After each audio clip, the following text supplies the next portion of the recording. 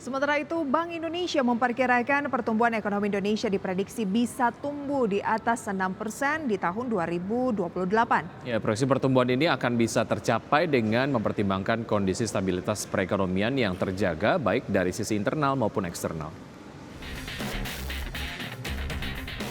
Bank Indonesia memperkirakan pertumbuhan ekonomi Indonesia akan konsisten tumbuh naik pada tahun ini hingga 2028.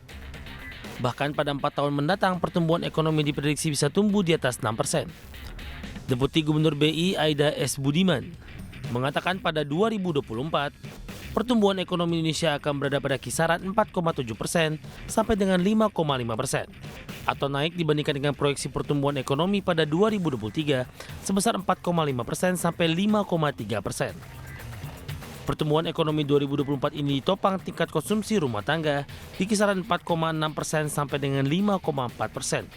Investasi 5,0% sampai 5,8%, serta impor naik sedikit menjadi minus 1,1% sampai minus 0,3% pada 2024.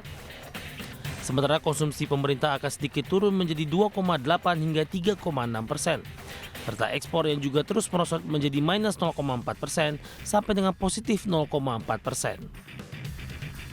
Adapun untuk 2025, pertumbuhan ekonomi Indonesia akan kembali naik di kisaran 4,8% sampai dengan 5,6% dan tumbuh 5,3% sampai dengan 6,1% di 2028.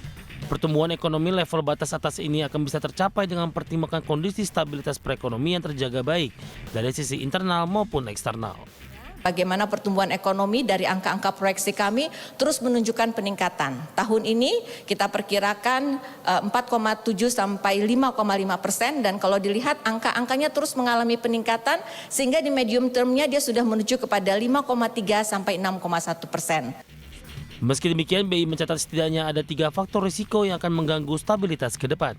Di antaranya tekanan dari tingkat suku bunga acuan Bank Sentral Global yang masih akan tinggi, risiko geopolitik, hingga skenario hard landing. Jakarta, Tim Liputan ADX Channel.